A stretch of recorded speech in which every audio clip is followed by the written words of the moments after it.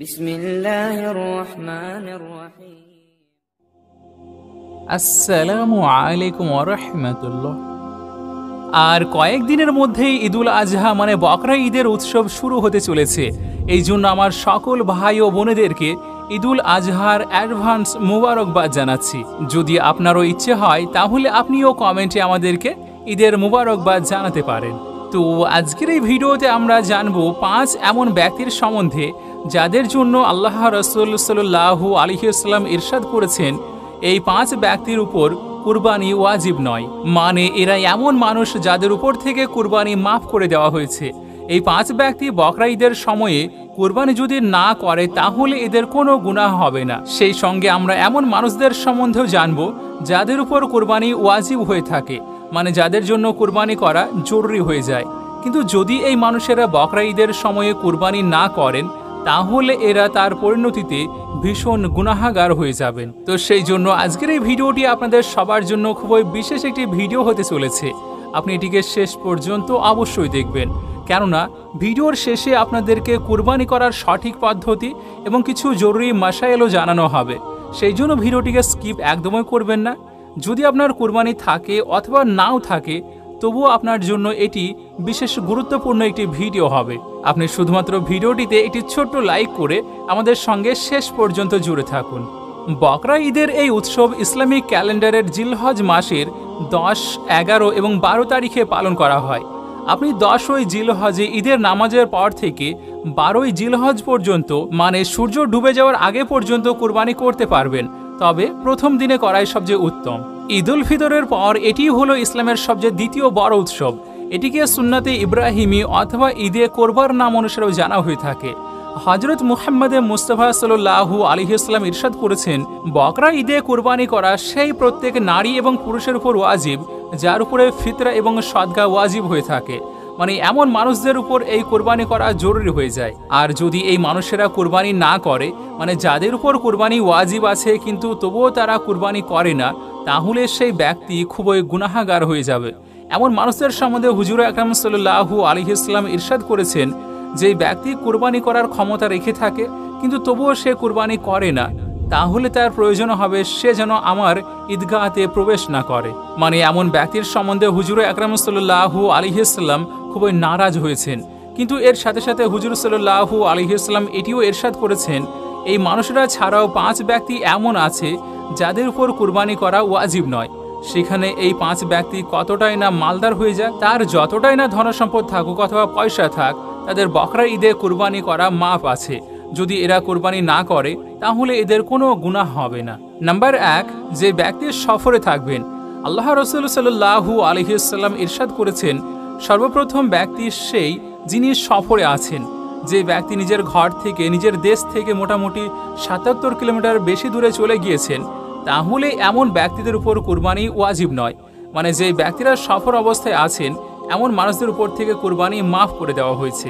সেখানে এই মানুষেরা কতটাই না মালদার হয়ে থাক, কিন্তু এখানে একটি মশলা জুড়ে আছে। যদি কোনো ব্যক্তি নিজের ঘর থেকে 77.5 কিলোমিটার দূরে চলে গিয়েছেন আর সেখানে তাকে 15 দিনের থেকে কম সময় থাকতে হবে, তাহলে তার উপর কুরবানি ওয়াজিব হবে না। কিন্তু যদি সেখানে তাকে 15 দিনের থেকে বেশি সময় থাকতে হয়, মানে সেখানে সেই ব্যক্তি 15 দিনের থেকেও বেশি থাকবেন, তাহলে তার উপর কুরবানি ওয়াজিব হয়ে যাবে। এই জন্য সেই ব্যক্তির প্রয়োজন হবে সেখানে যেন তার নামে কুরবানি করে দেয়, অথবা নিজের ঘরের মানুষদেরকে জানিয়ে দেয় যে তারা যেন তার নামে কুরবানি দিয়ে দেয়। নাম্বার 2, কাফেরদের উপরে। হযরত মুহাম্মদ মুস্তাফা সাল্লাল্লাহু আলাইহি ওয়াসাল্লাম ইরশাদ করেছেন, বকরা ঈদের উপর কুরবানি করা প্রত্যেক মুসলিম পুরুষ এবং নারীর উপর ওয়াজিব আছে। আর এইরূপ কথার অর্থ হলো এই কুরবানি করা কাফেরদের উপর ওয়াজিব নয়, মানে এমন ব্যক্তি যারা মুসলমান নয়, যারা কালেমা পড়েননি, ইসলামে প্রবেশ করেননি, তো এমন ব্যক্তির উপর থেকে কুরবানি মাফ করা হয়েছে। মানে কুরবানি শুধু আর শুধুমাত্র মুসলমান পুরুষ এবং মুসলমান নারীর উপর ওয়াজিব আছে। নাম্বার 3, বাচ্চা এবং মজনু। আল্লাহর প্রিয় মেহবুব হুজুর আকরাম সাল্লাল্লাহু আলাইহি ওয়াসাল্লাম ইরশাদ করেছেন, বকরা ঈদের উপরে কুরবানি করা বাচ্চার উপর এবং মজনু মানে পাগলদের উপর ওয়াজিব নয়। কুরবানি না করলেও এদের কোনো গুনাহ হবে না। নাম্বার 4, গোলামদের উপর। হুজুর সাল্লাল্লাহু আলাইহি ওয়াসাল্লাম ইরশাদ করেছেন, বকরা ঈদের সময় কুরবানি করা গোলামদের উপরও ওয়াজিব নয়। মানে সেই ব্যক্তি কারোর গোলামিতে আছে, কারোর গোলামি করছে, তাহলে এমন মানুষদেরও কুরবানি করা মাফ আছে। যদি এরা কুরবানি না করে তাহলে এদের কোনো গুনাহ হবে না। কিন্তু যদি এই মানুষেরা পশু নিয়ে এসে কুরবানি দিতে পারে তাহলে আল্লাহ তাআলা তাদেরকে অনেক সওয়াব দান করবেন। নাম্বার 5, যে সাহিবে নিসাব না হবে। হযরত মুহাম্মদ মুস্তাফা সাল্লাল্লাহু আলাইহি ওয়াসাল্লাম ইরশাদ করেছেন, এমন মানুষদের উপরে বকরা ঈদে কুরবানি ওয়াজিব নয় যে সাহিবে নিসাব না হবে, মানে যার কাছে 7 ভরি সোনা অথবা 52.5 ভরি চাঁদি না থাকবে, অথবা কারোর কাছে যদি সোনা অথবা চাঁদির পরিমাণ পয়সা না উপস্থিত থাকে, এমন মানুষদের উপরেও কুরবানি ওয়াজিব নয়। এর মানে হলো যার কাছে থাকার জন্য ঘর এবং খাবার দাবারের জিনিস, ব্যবহার করার জন্য কাপড় এবং প্রত্যেক দিন ব্যবহার করার জন্য অন্যান্য জিনিসের পরিবর্তে 7.5 ভরি সোনা এবং 52.5 ভরি চাঁদি অথবা তার পরিমাণ টাকা না থাকে, তো এমন মানুষের কুরবানি মাফ আছে। কুরবানি শুধুমাত্র সেই সমস্ত ব্যক্তির উপরে ওয়াজিব আছে যাদের এই সমস্ত কিছু সঠিকভাবে আছে। এমন ব্যক্তিদেরকে প্রত্যেক বছর কুরবানি করা ওয়াজিব হয়ে যায়। আর এমন মানুষ যদি কুরবানি না করেন তাহলে তারা শক্ত গুনাহগার হয়ে যাবেন। হাদিসে মুবারাকাতে এসেছে, রাসূলুল্লাহ সাল্লাল্লাহু আলাইহি ওয়াসাল্লাম ইরশাদ করেছেন, আল্লাহ রাব্বুল আলামিনকে কুরবানির দিনে কুরব করা খুবই মেহবুব এবং পছন্দনীয়। বকরা ঈদের ফজিলতের মধ্যে সবচেয়ে বড় ফজিলত হলো যে ব্যক্তি আল্লাহকে খুশি করা এবং নেক নিয়তে কুরবানি করে থাকেন তাহলে তার সব তাকে এই দুনিয়া ও আখিরাত দুই জায়গায় মিলে থাকবে, আর সেই সঙ্গে তার সমস্ত গুনাহ খাতাকে মাফ করে দেওয়া হবে। আপনাদেরকে জানিয়ে রাখি যে কুরবানি করার ফলে সাগিরা গুনাহ মাফ হয়ে থাকে আর কবিরা মানে বড় গুনাহ মাফ হয় না। এই দিনে কুরবানি করাকে আল্লাহ তাআলা খুবই পছন্দ করে থাকেন, আর এই দিনে কুরবানি করলে আল্লাহ তাআলা এমন সওয়াব দিয়ে থাকবেন যে পশুর রক্ত জমিনে পড়ার আগেই তার সমস্ত গুনাহ খাতাকে মাফ করে দেওয়া হবে। রাসূলুল্লাহ সাল্লাল্লাহু আলাইহি ওয়াসাল্লাম ইরশাদ করেছেন, আল্লাহ রাব্বুল আলামিন তার রাস্তাতে এবং তাকে খুশি করার জন্য কুরবানি করা মানুষদেরকে কুরবানি পশুর প্রত্যেকটি লমের সমান সমান নেকি দান করবেন। তাহলে চলুন এবার আমরা জেনে নিই কুরবানির পশুকে কিভাবে জবেহ করবেন, আর সেই সঙ্গে তার কিছু জরুরি মাসাইলকেও জেনে নেব। কুরবানির জানোয়ারকে উল্টো দিকে এমনভাবে শুয়ে দেবেন যাতে করে জবেহ করা ব্যক্তির মুখ কাবার দিকে থাকবে আর পশুর কোমর যে জবেহ করবে সেই ব্যক্তির দিকে থাকবে। পা আগের দিকে এবং মাথা বাম হাতে আর লেজ সোজা হাতে মানে ডান হাতে থাকবে। তারপর যিনি জবেহ করবেন তিনি যেন সোজা হাতে মানে ডান হাতে ছুরি ধরবেন আর নিজের ডান পাকে পশুর গর্দানের কাছাকাছি রাখবেন। বিশেষভাবে যদি বড় কোরবানির পশু হয় তাহলে তার গর্দানে পা রাখা সুন্নাত। তারপরে গর্দানের উপরের অংশতে যেই দুটো উঁচু হাড় থাকবে তার নিচের অংশতে যেখানে জোর বোঝা যাবে সেখানে ছুরি রেখে জোরে চাপ দিয়ে চালাতে শুরু করবেন বিসমিল্লাহি আল্লাহু আকবার বলে। এখানে শুধুমাত্র বিসমিল্লাহ বলা ওয়াজিব, শুধুমাত্র এতটুকু বলার পর ওই কুরবানির পশু হালাল হয়ে যাবে, আর এর সঙ্গে আল্লাহু আকবার মিলানো সুন্নাত। এখানে খেয়াল রাখতে হবে যখন জবেহ করবেন তখন যেন গর্দানের যেই 4টি শিরা থাকে সেগুলো যেন কেটে যায়। খাবারের শিরাটি, শ্বাস প্রশ্বাস নেওয়ার শিরা আর এই দুটো জিনিসের আশেপাশের যেগুলোতে রক্ত সরবরাহ হয় সেই শিরাগুলো। এর মধ্যে যদি 3টি শিরা সম্পূর্ণভাবে কেটে যায় অথবা 4টি শিরার 2/3 কেটে যাওয়া জরুরি, এর থেকে যদি কম কাটে তাহলে সেই পশুটি হালাল হবে না। গলা কাটার সময়ে যতজন লোকের ছুরিতে হাত আসবে সবাই যেন বিসমিল্লাহ বলবে, না হলে সেই পশুটি হালাল হবে না।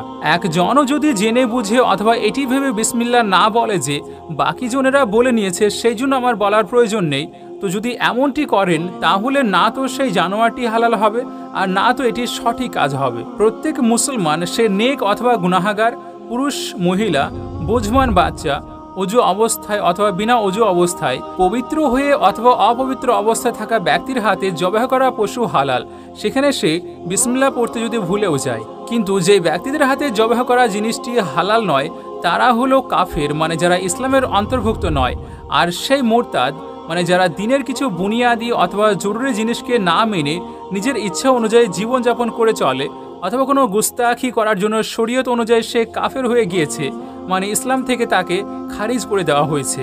আর পাগল মানে যার কোনো জ্ঞান নেই, আর অবুঝ বাচ্চা যার জবাহ করার তরিকা বা পদ্ধতি জানা নেই, তাহলে এদের মধ্যে কেউ যদি পশু জবাহ করে তাহলে সেটি হালাল হবে না, বরং সেটি হারাম হয়ে যাবে। আর এখানে যদি তারা বিসমিল্লাহ পড়ে তবুও। কিন্তু যারা এই তালিকার মধ্যে নেই কিন্তু সে জেনে বুঝে এটি ভেবে বিসমিল্লাহ পড়া ছেড়ে দিয়েছে যে হতেও পারে অন্যজন বিসমিল্লাহ বলে নিয়েছে। জানোয়ারের গলা কাটা শুরু থেকে নিয়ে জবেহ সম্পূর্ণ হওয়া পর্যন্ত, মানে এই যে 4টি সিরার কথা বলা হলো, এই 3টির সম্পূর্ণভাবে কেটে যাওয়া অথবা 4টির বেশিরভাগ অংশ কেটে যাওয়া পর্যন্ত যদি একবারও ছুরিতে এদের মধ্যে কারোর হাত একটিবার আসে, তাহলে সেই জানোয়ারটিকে হালাল মনে করা হবে না। মহিলা, বৃদ্ধ এবং বাচ্চাদের সঙ্গে জবেহ করানো অথবা রাত্রিতে জবেহ করা যেখানে ভুল হয়ে যাওয়ার সম্ভাবনা থাকবে, তাহলে এটি মাকরু হয়ে যাবে। মানে এখানে গুনাহ তো হবে না, বরং এখানে না করাই উত্তম হবে, কিন্তু এখানে সেটি হালাল হবে আর কোরবানিও সঠিক হয়ে যাবে। এবার যদি এখানে কোনো ভুল হওয়ার সম্ভাবনা না থাকে, মানে কোনো জরুরি অবস্থা কিংবা বাধ্য হয়ে করছেন, কোনো ব্যক্তি পথভ্রষ্ট হয়ে গিয়েছেন অথবা গুমরাহ হয়ে গিয়েছেন কিন্তু তার গুমরাহি কুফরি পর্যন্ত পৌঁছায়নি, তাহলে কোনো বাধ্য বা প্রয়োজন ছাড়া তার সঙ্গে জবেহ করে নেওয়া সঠিক হবে না। কিন্তু যদি সে জবেহ করে, তাহলে সেই পশুটি হালাল এবং কুরবানিও সঠিক হবে। তো এই সমস্ত মাসাইলগুলোকে আমরা বিভিন্ন কিতাব থেকে তুলে নিয়ে এসে আপনাদের সামনে খুব সহজ করে বর্ণনা করার চেষ্টা করলাম।